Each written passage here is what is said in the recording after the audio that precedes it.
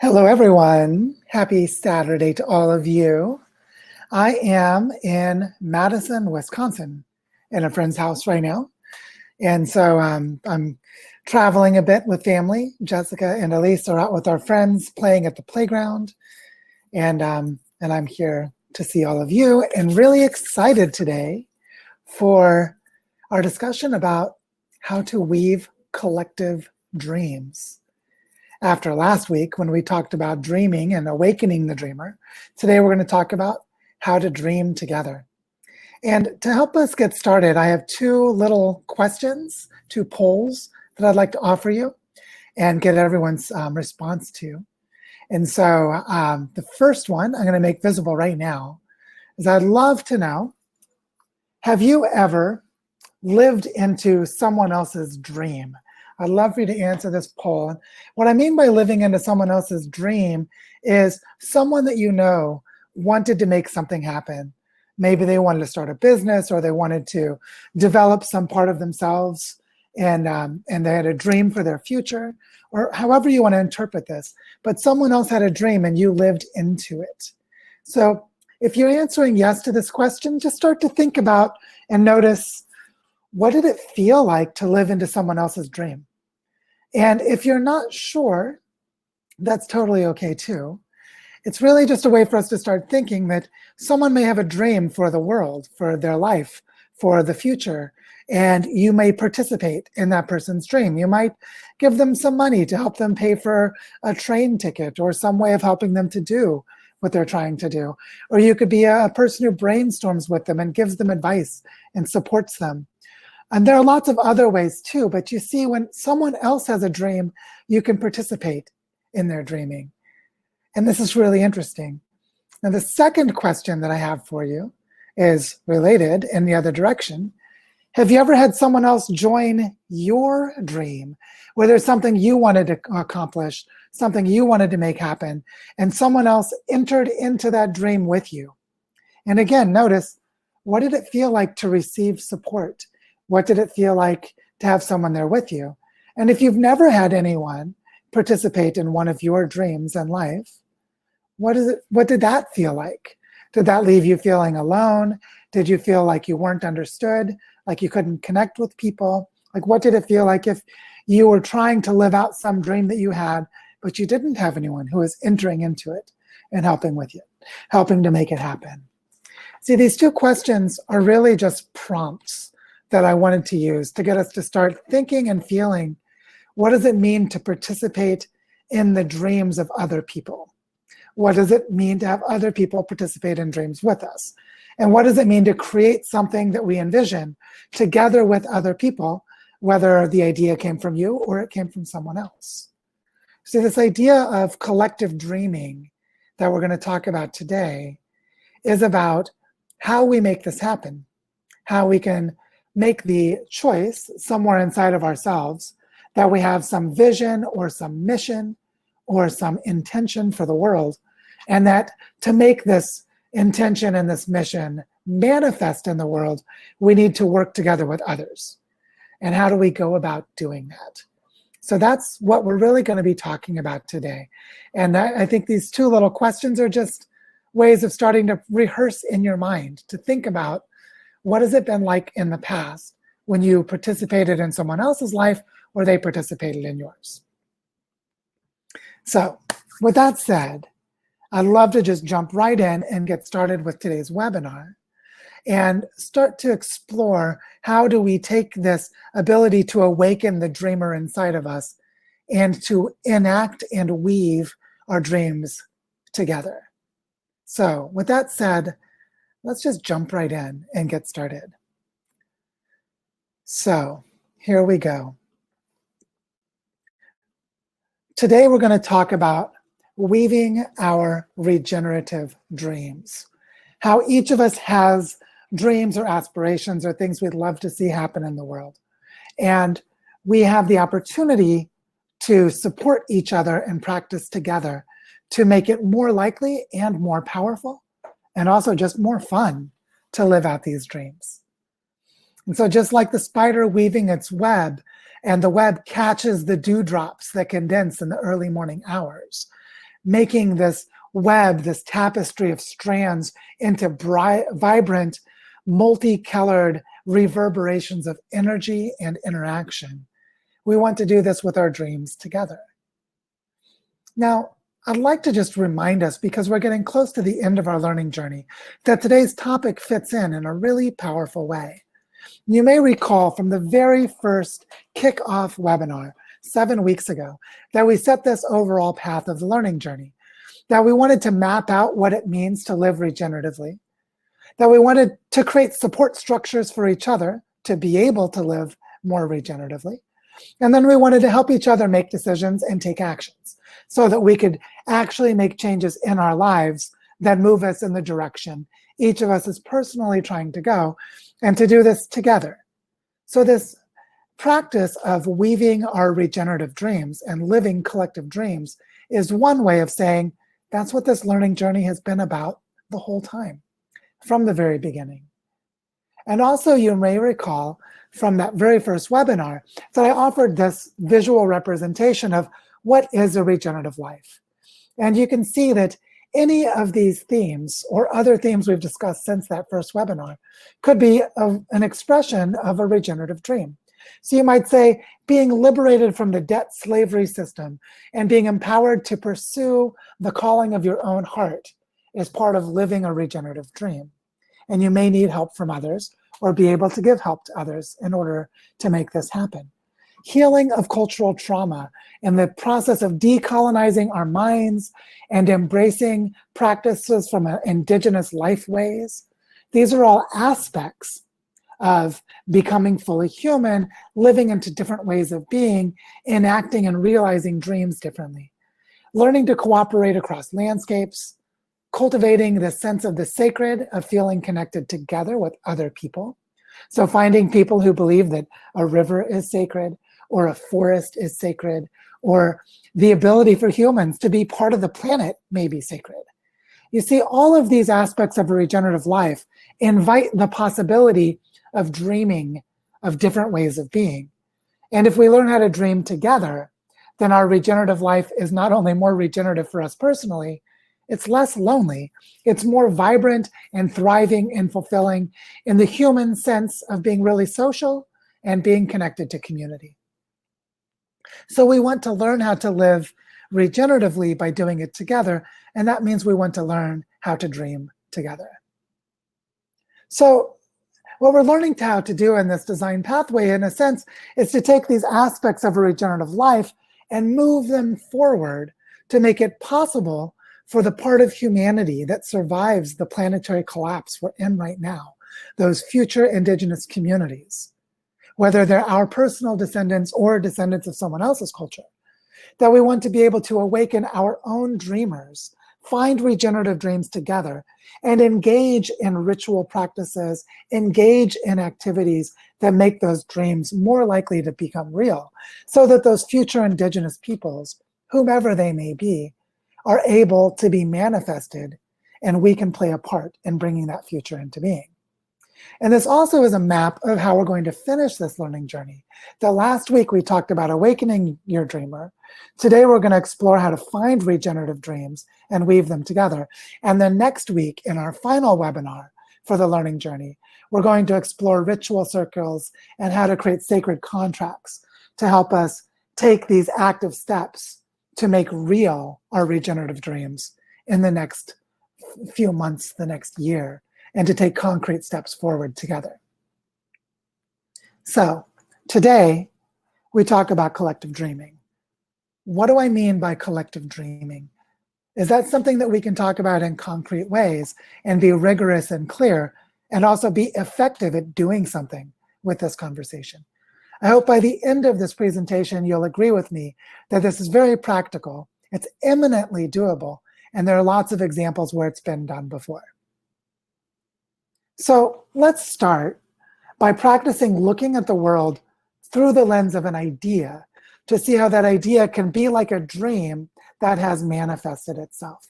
And I want to start with a dream that I think everyone here is going to find horrible, detestable, to say this is a dream we don't want. So we need to really feel into ourselves and recognize that when we see a dream we don't want, that means we have an internal compass about the dreams we do want. Because there's something in this nightmare that I'm about to share with you that will help us to see how to find our way to dreams we really want and to find this way forward together by having a shared experience. So here's the idea I want to explore. I want you to imagine that the entire planet Earth is just a treasure chest for those who are unscrupulous and unethical and strong and clever enough to just take and steal whatever they want. To think of the entire planet as a looting ground for those who want to just take everything for themselves. If someone sees the world in that way, their dream might be to become rich and to have huge amounts of money and all the power that comes with it by extracting and hoarding the wealth of the planet and to become powerful and to build their own empire. And then as these people hoard and extract and keep and steal all of the Earth's bounty is in the form of monetary wealth, they can do things like build rocket ships to escape and fly away and colonize outer space. And they don't have to care about what happens on the damaged, looted, robbed, and broken planet. And if these people are really clever and have really powerful technology, by the way, for those of you who don't know, this is a picture of Jeff Bezos, who's currently the wealthiest human being on Earth. His net worth is about 185 billion US dollars. Well, these people also might be really clever and think technology is so powerful and they have so much money and so many clever ideas that they can actually upload their minds onto silicon computers. And even if the entire Earth is made uninhabitable, that they can come back in this new, super intelligent, transhuman form and reclaim the Earth in a way that even though humans can't survive, their silicate, artificial intelligent robot cyborgs can come back and reclaim the Earth in the future. And what this dream produces is a world on fire, a world incapable of supporting many kinds of complex life for all the reasons we know from the planetary boundaries framework, from the research in climate science, and all of the different aspects of planetary health. But here's the really disturbing thing. This idea, this dream, is something I named in my book, the Design Pathway for Regenerating Earth. I named this dream the sociopath's dream. And it just happens to be that this is the dream that our global economy is manifesting. It is what humanity is collectively manifesting right now. There are billions of people participating in a system of extraction and hoarding of wealth that converts the wealth and health, the wealth and well-being of the entire planet into money and power for a tiny number of people who all happen to be white men. And for those people to do whatever they want, including flying in rocket ships in outer space and trying to upload themselves to computers. Here's the problem. That future is not a viable future, and it happens to be the collective dream that humanity is creating at the large scale right now. So if we want to avoid extinction, if we want humans to survive the planetary collapse we're in right now, humanity needs a better dream. The sociopath's dream is nowhere close to the best we've got. It just happens to be the one that the most people are participating in at the moment. So what would be another kind of dream that might attract large numbers of people, or at least large enough numbers of people to have an ability to continue and move forward if we want to manifest a different collective dream? We've already talked about this. We can dream of the Earth regenerated. Our big agenda is to restore the health of the planet by understanding how the planet's health works.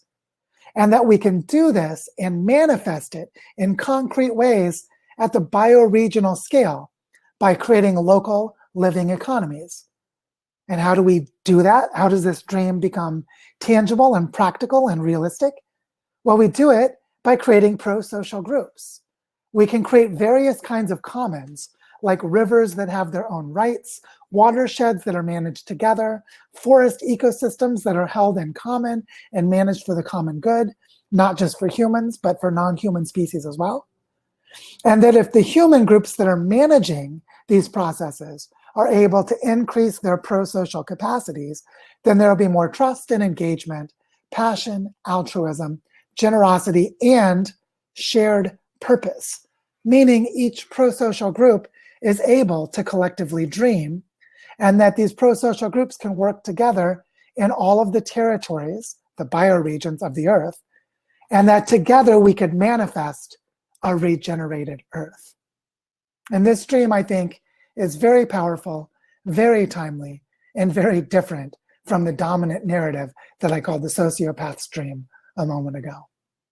So if this is the big picture dream, which might be hard to visualize, maybe we can start to practice by looking in a practical way at some collective dreams that have already happened and start to ask ourselves, how did it work? What was it like to participate in them?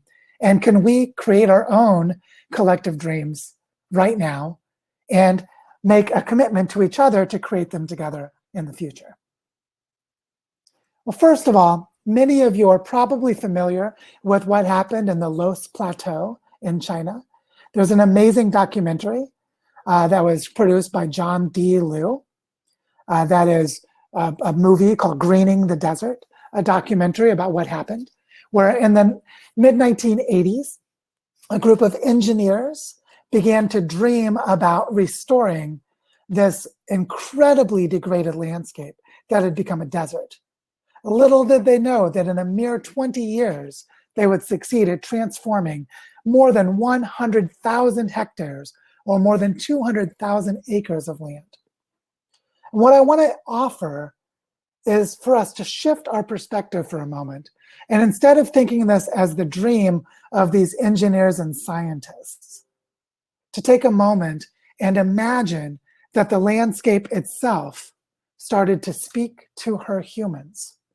The landscape that knew the language of rivers, it knew the language of soils, it knew the language of weather systems, and they were expressed through the humans living in these landscapes who studied these patterns and knew how to make sense of them.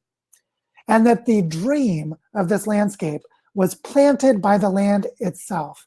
She was dreaming into her engineers and scientists, who happened to be the people that started this particular project. And it then started working with government officials and economic planners, and then brought it to the local farmers and the members of the local community. And they were able to get several 100,000 people to enact this collective dream. And in a matter of 20 years, they greened the desert. So this is a real story. It's an amazing story. And it's told in the documentary Greening the Desert.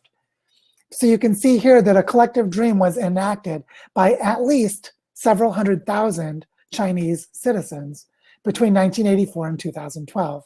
And the work continues to this day. Another example comes from New Zealand. There's this beautiful 30-minute documentary. You can watch it on YouTube. It's called Fools and Dreamers, Regenerating a Native Forest. And this is a story about a man named Hugh Wilson, who's in this photograph right here, that wrote a letter to the editor of a local newspaper. And Hugh Wilson was an ecologist who wrote field guides to show people how they could identify native plants. And he wrote this, he was interviewed for this story in the newspaper.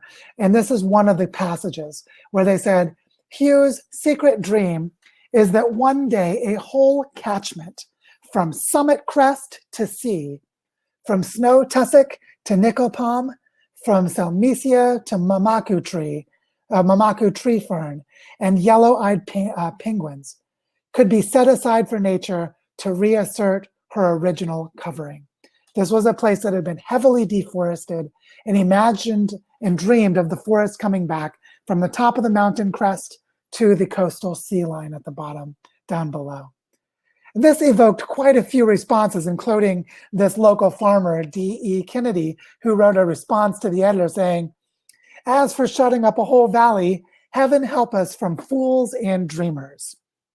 Little did Mr. Kennedy know that Hugh Wilson was about to be contacted by a local philanthropist who was inspired so much by Hugh's dream that he said, Hugh, if we find a piece of land and I purchase it to set it aside, would you regenerate the forest? And this documentary tells the story of what happened 30 years later, as 1,500 hectares of land were set aside. And this is where it is. This is in part of New Zealand. There is the Hineaway Reserve, 1,500 hectares of land. And what Hugh is saying here, he's quoted, he says, when you know something for sure and people are telling you, no, it won't happen, the best thing is just to get on with it. What he means is he had a dream. His friend who had some money had a dream. Everyone thought they were nuts. Everyone thought they were crazy, but they knew that they were right and they knew it would work. So they just started doing it and said, we don't care about all the non-believers. We're just going to get started. And they transformed this landscape.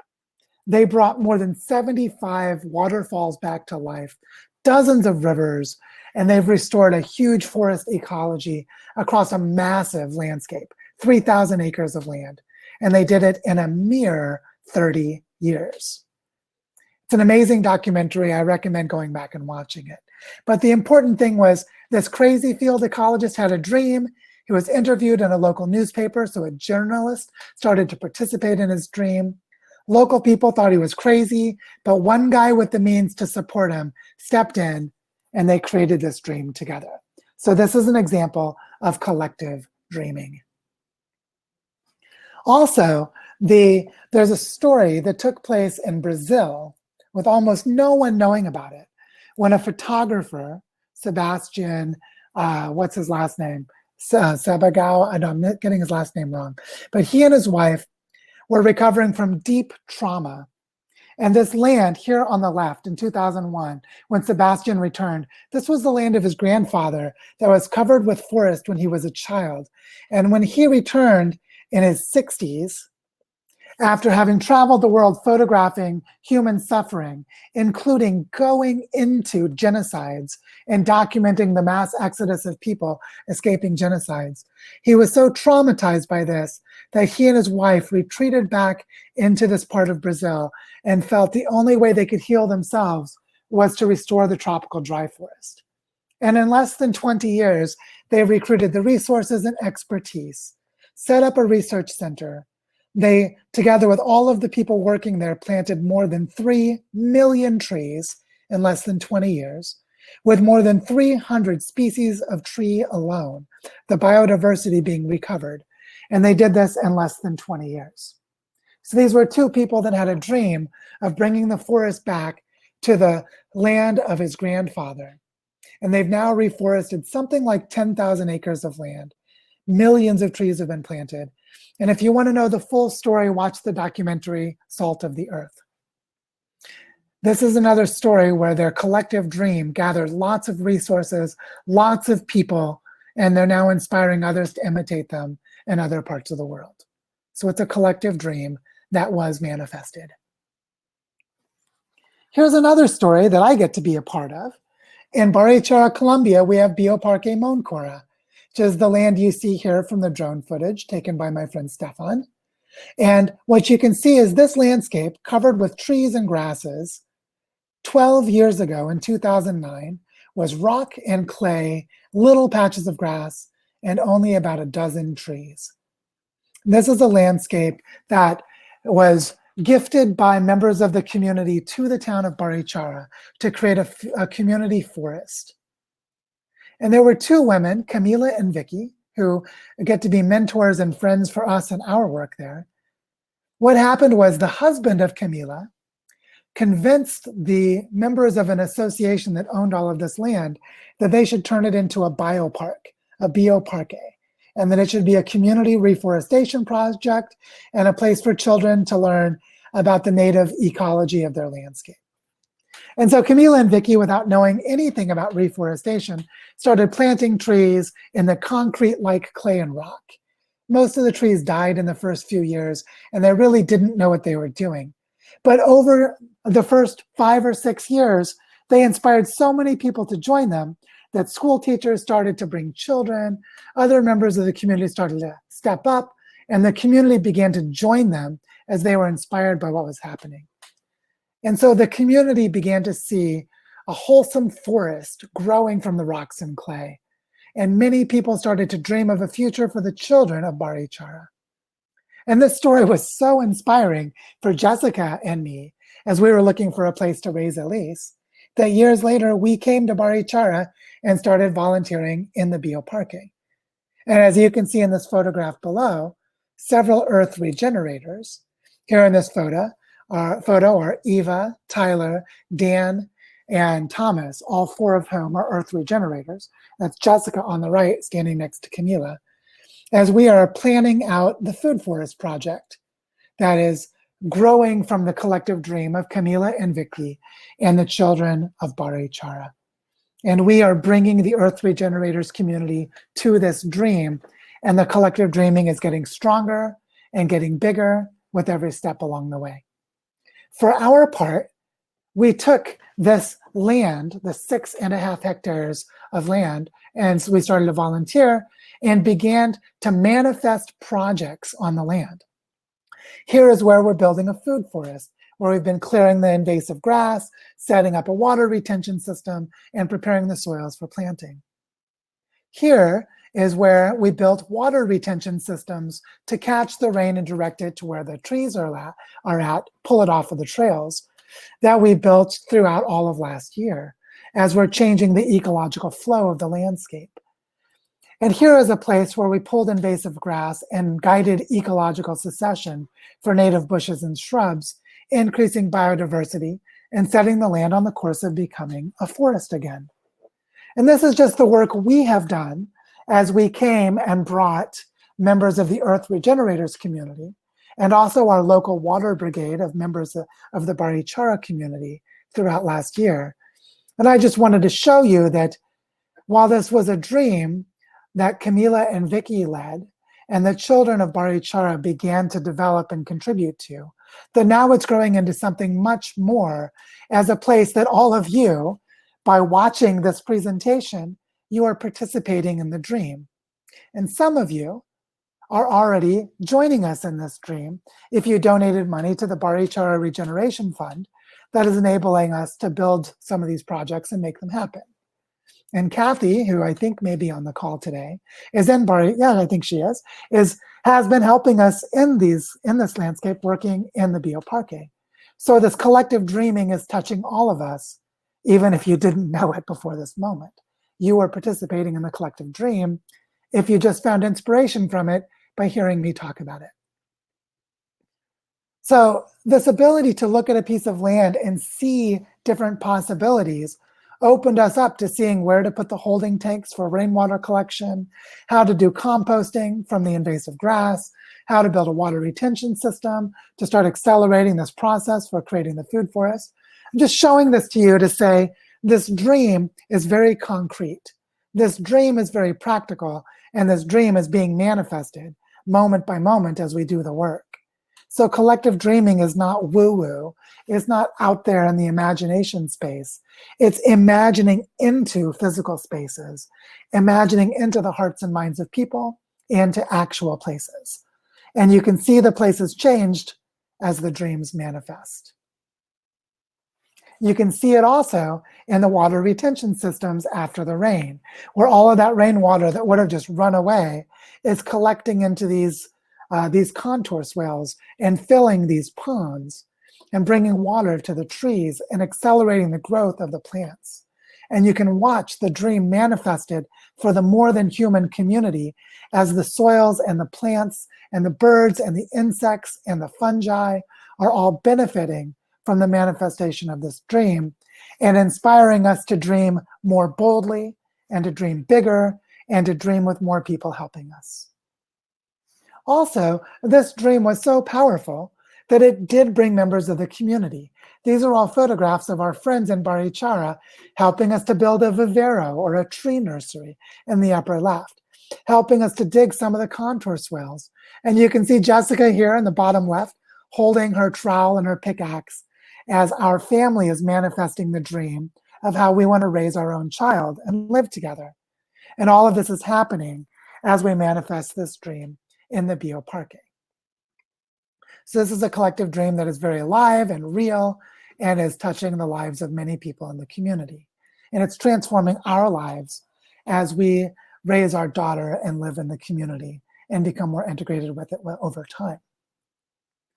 So these examples are just meant to show us that collective dreaming is real, that it happens a lot. It's actually not that hard to do, and we need to practice doing it and get really good at it. So what I wanted to do is just create a visual representation of what is the essence of a collective dream. And it really looks like this. There's a shared foundational reality. There are people who together recognize a way of seeing the world. And their dreams about that world, their values and what they care about, their desires for a better world, take this relationship to the reality as it is and the reality that they would like to see happen, and they feel a shared connection around it. And then what they do is they start acting as if the dream is possible. They don't question if the dream is possible. They act as if it is. And by acting as if it is, they start to confirm for themselves that it is possible. And this grows their belief that this dream can be real, and the emerging future begins to be shaped by the actions and the consequences of their behavior as they grow to believe in their ability to manifest this dream. But there's another part of the collective dream, which is what is excluded, resisted, and opposed by it, which is that a collective dream is like a bubble of culture. And outside of that bubble is the outside world, the non-believers who don't believe in the dream, parallel realities that try to go in different directions because they're based on a different common sense. So someone else might look at what we were doing in the bioparque and say, wow, that land is so valuable. I wish we could sell it to build houses. And those are the non-believers in our dream, just as we are the non-believers in their dream. And this thing about collective dreaming is we have to protect, create a membrane. We have to create a filter, something that separates the collective dream from the outside world when it's young and small and fragile. And as it grows bigger and stronger, it becomes a threat to the parallel realities around it. And that this always starts small, but that it can grow quite large, as we saw with the Los Plateau with hundreds of thousands of people participating, or as we see in the Bioparque with several hundred to a few thousand people participating over the last 12 years. So said another way, here's like a recipe. You start with a crazy fool who has a dream of a different world, and that crazy fool is able to inspire help to collectively dream with them. They're the leader of the process, the one who inspires action. And together they just get on with it. They just get to work. They don't care if no one else believes in it.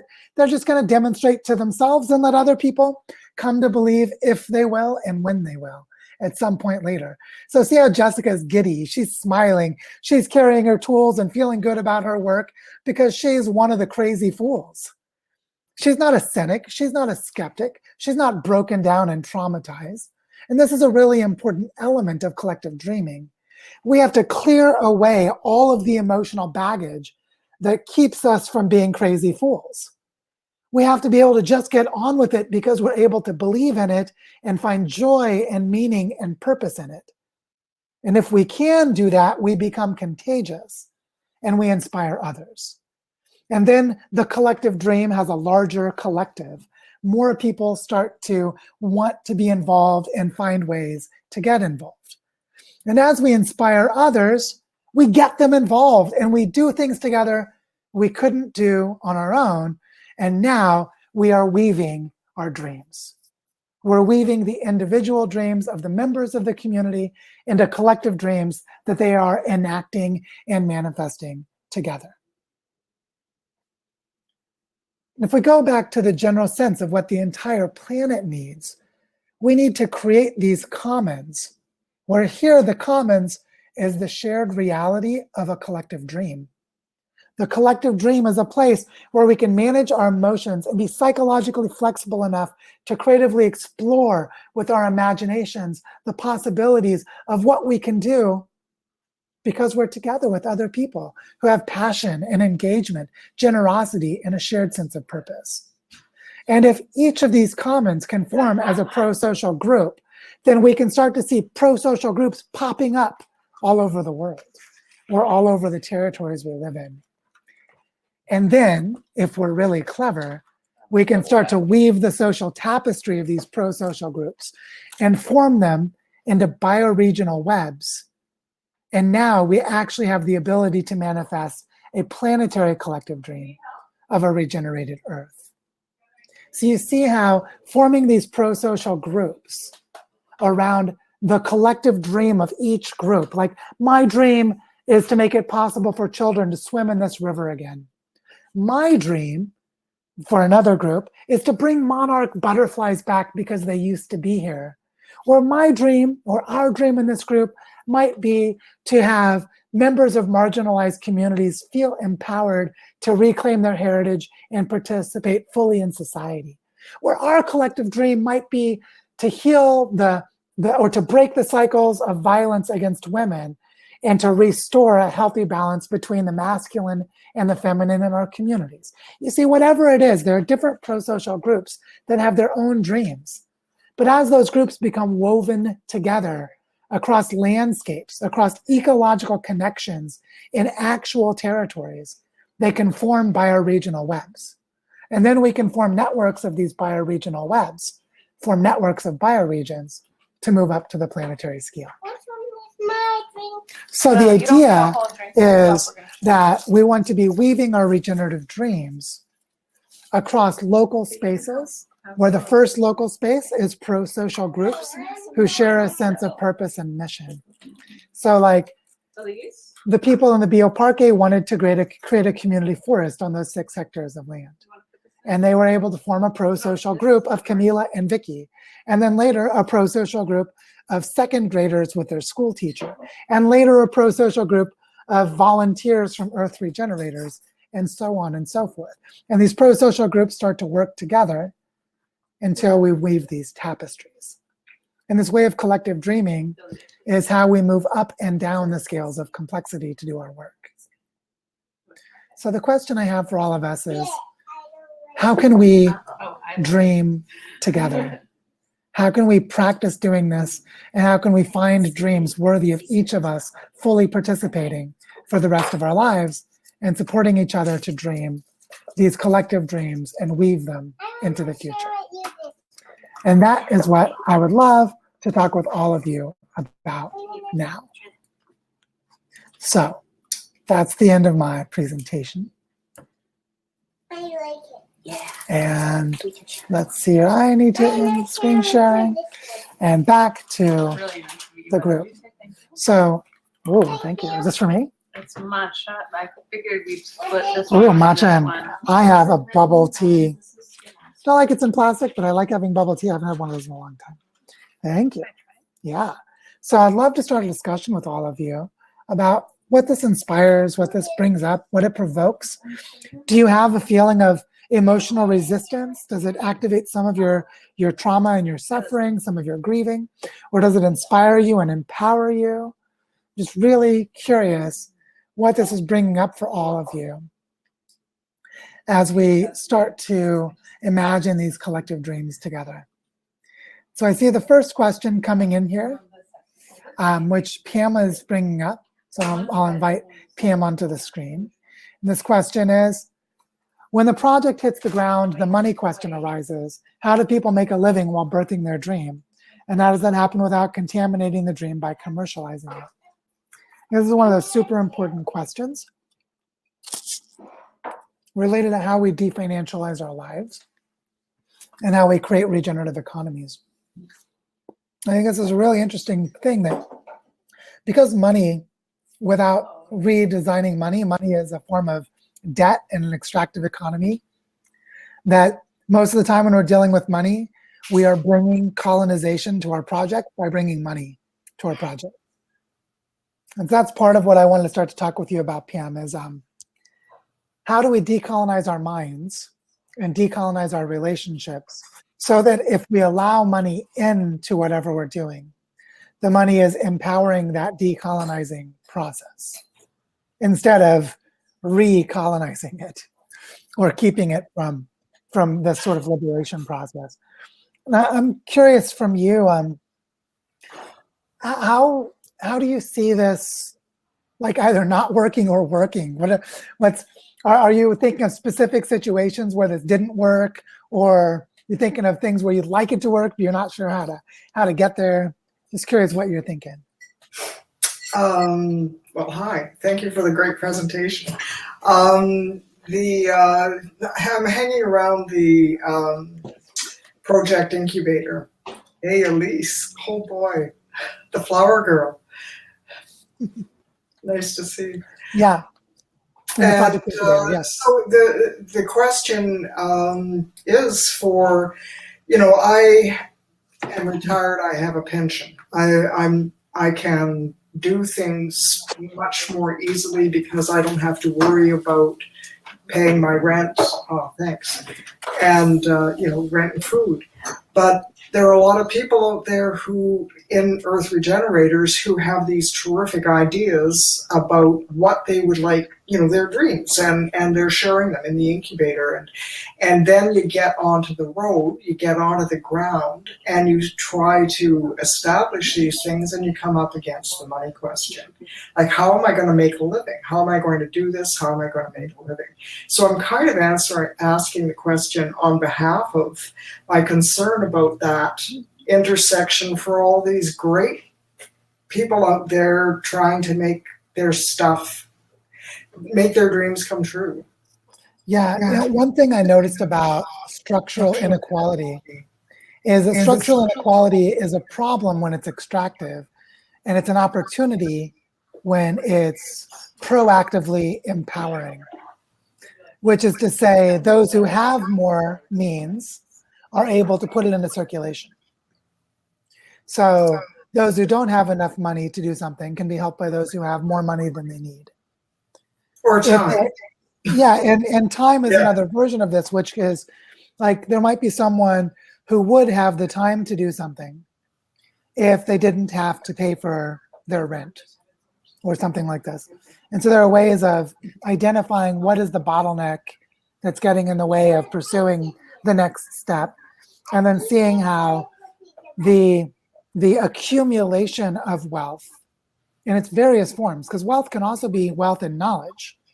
Like someone may not know how to do something, and they only find ways to get the knowledge by paying for a course or taking time off of work to learn something on their own, but they can't afford to.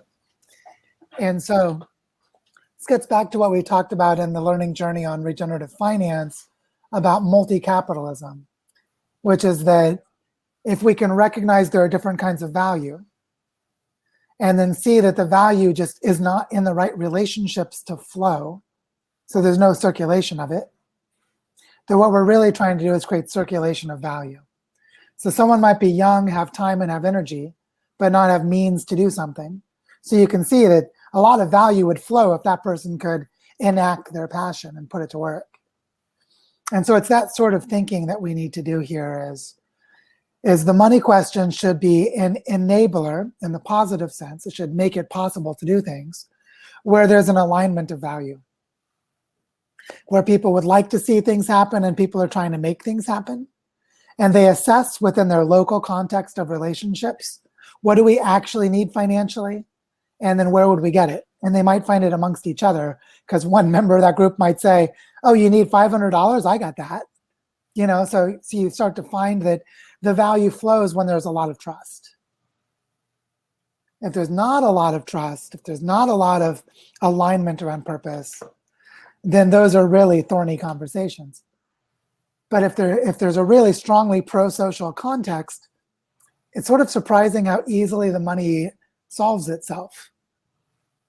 Because mostly money is this power dynamic of inequality between people. And if people trust and like each other, they will gift to each other whatever they need. And so it sort of resolves itself in that context. So I'm not sure what that's bringing up for you.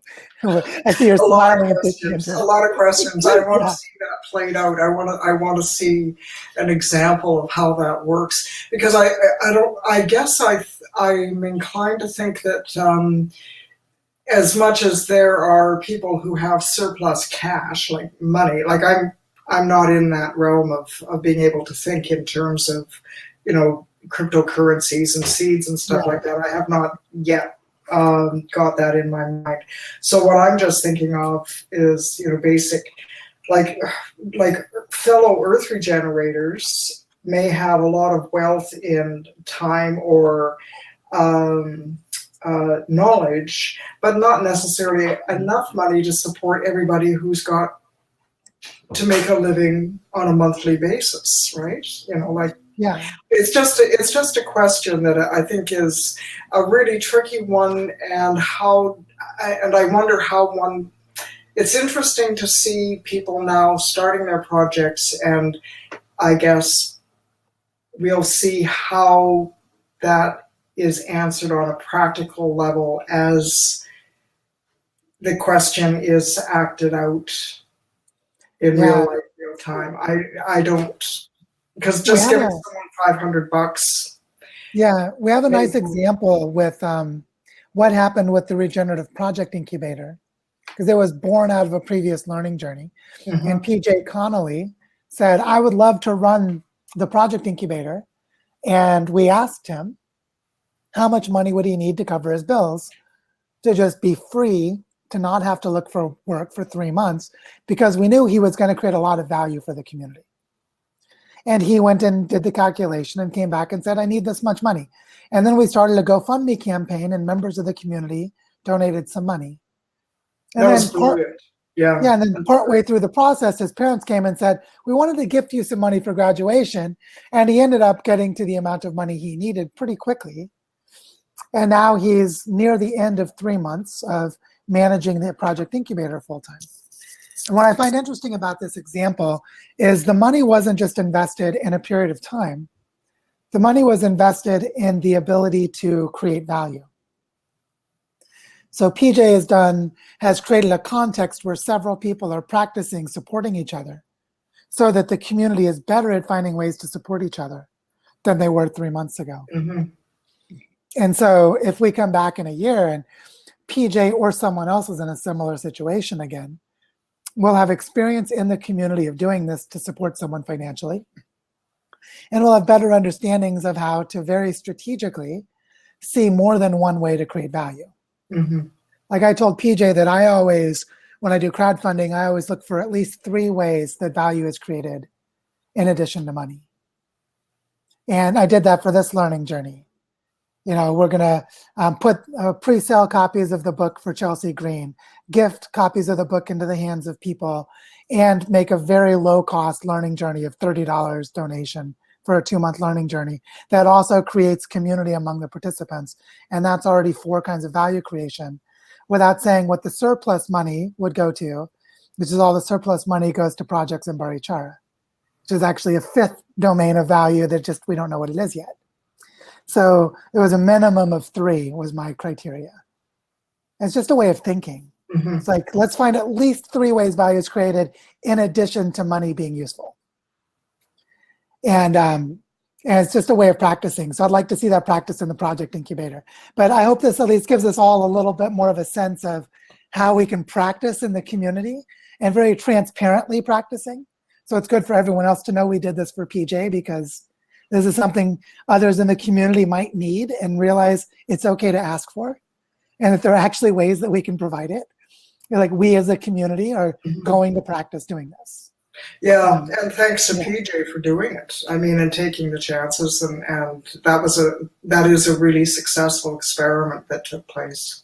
Anyway, go on to the next question. Yeah, Thank you for that. Thank you, Pam. I sure appreciate the question. Yeah. Nice to see you too. You too. Yeah. I think it's really important for us to not only have practical examples, but also to have practical examples that we're doing. meaning that you can ask the question and then you can join the practice of how we're learning about it. I've got another question here from Joel. So I'll invite Joel onto the screen.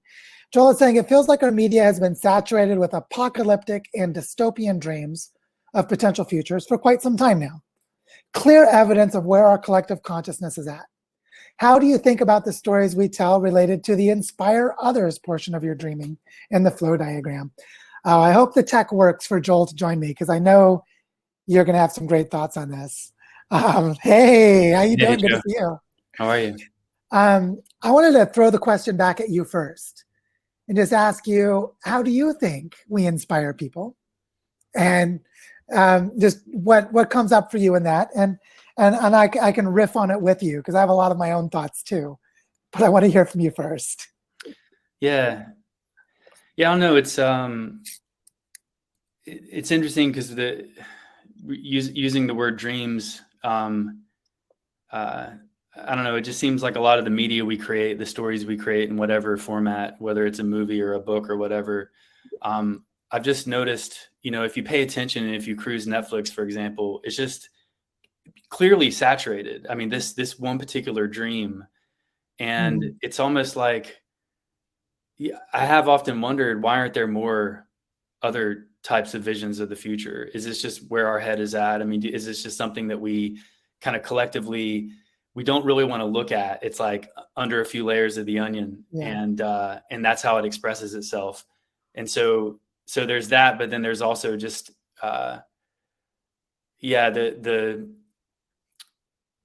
it just doesn't seem like there is near the quantity or the quality of stories like that, which essentially are dreams that are packaged up, that speak to this other possibility. And someone actually posted in the chat, I thought it was great. It talked about world building, and these, moving beyond. It's not utopia or dystopia, but I've never heard that word before, transtopia.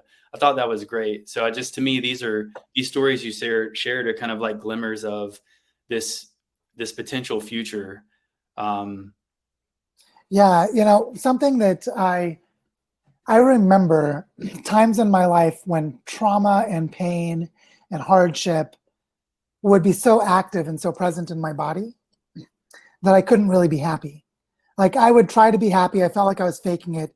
These like pangs in me, and I would just go off by myself. And I contrast that with how I feel when now it's with Elise. I see Elise doing something silly, and I just like smile and go and do the silly thing with her.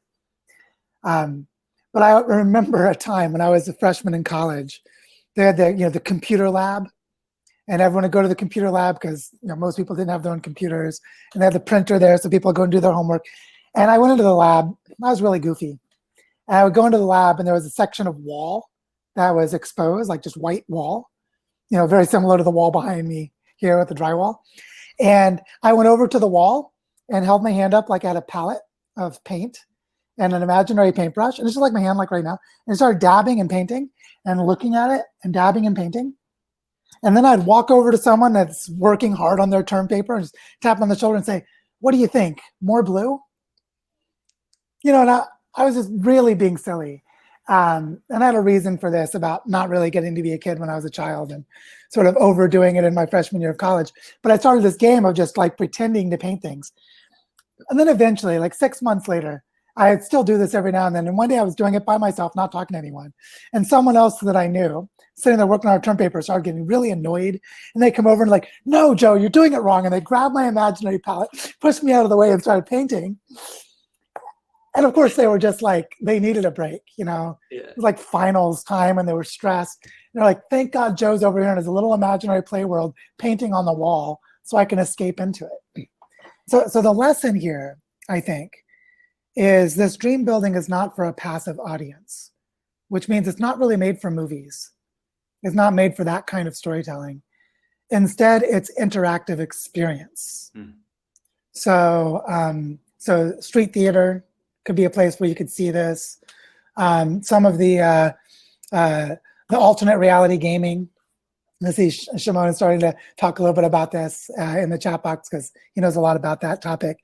But I think just more this sort of experiential play, But the thing is, if you're too traumatized, you can't play well.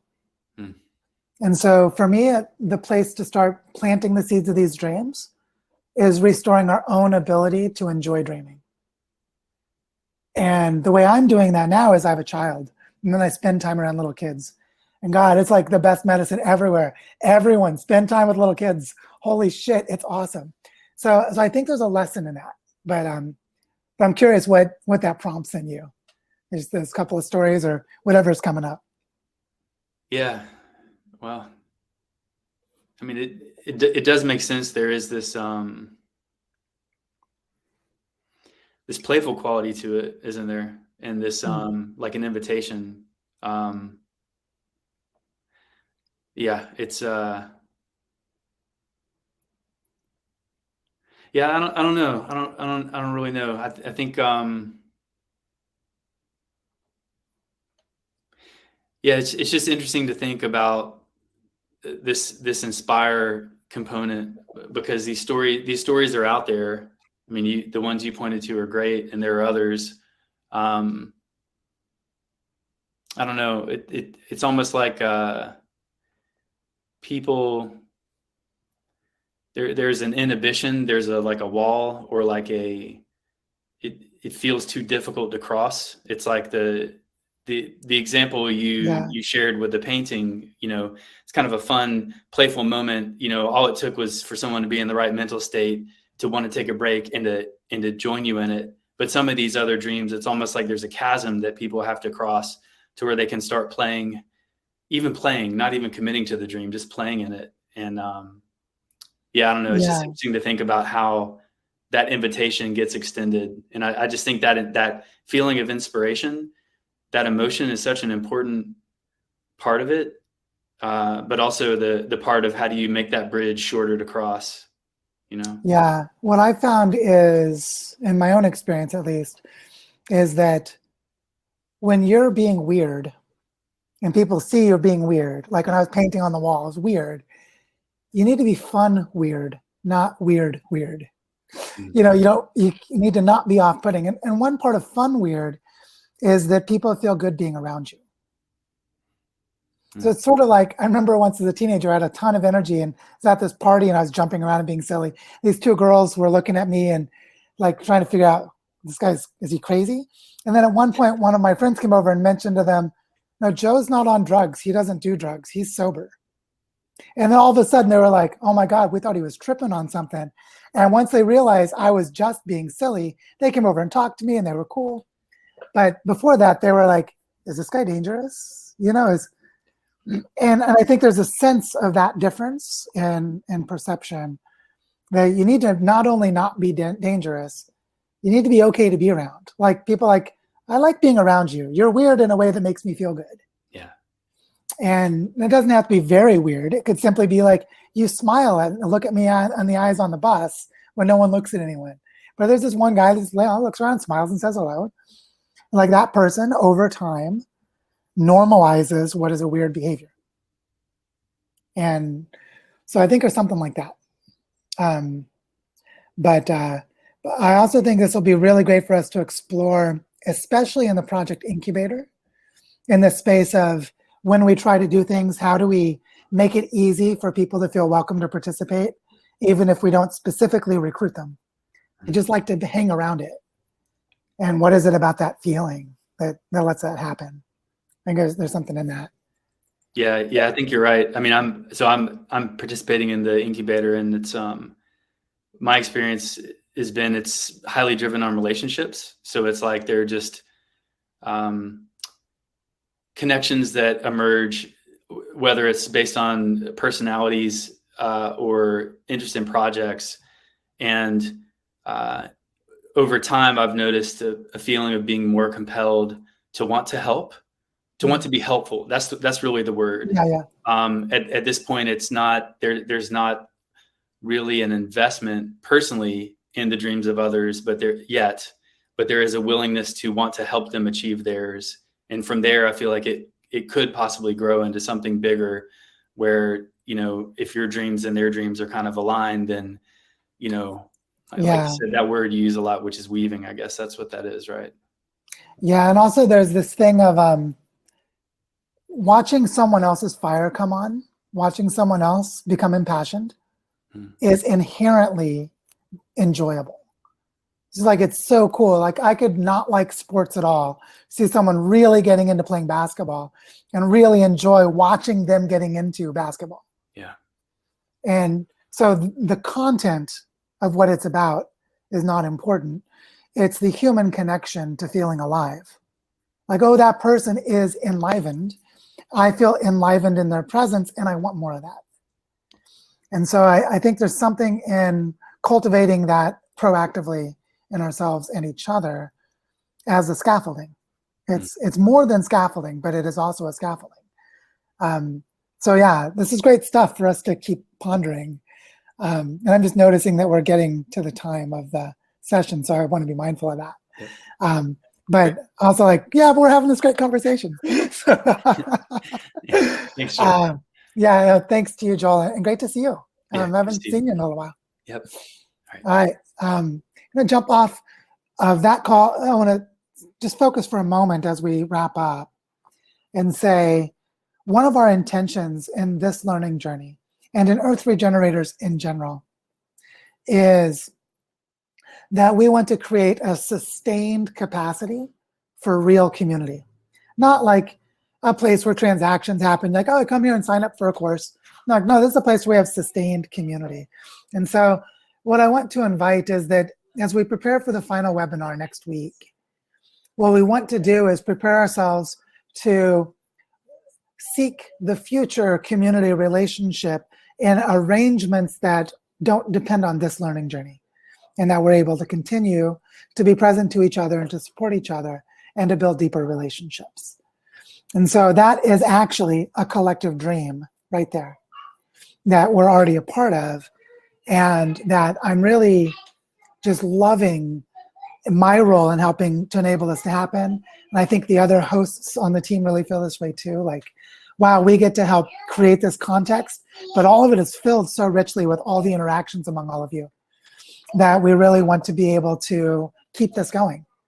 And so as we go into the next week with the Zoom calls this week, and then with the final webinar that happens next week, we do a sort of closing circle for this learning journey, for us to be feeling into how we continue dreaming and supporting each other afterwards.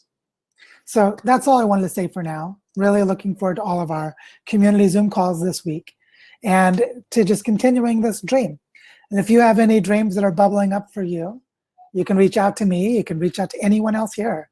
We're all here learning how to do this together. And so thank you all for being here. I look forward to more, and onward, fellow humans.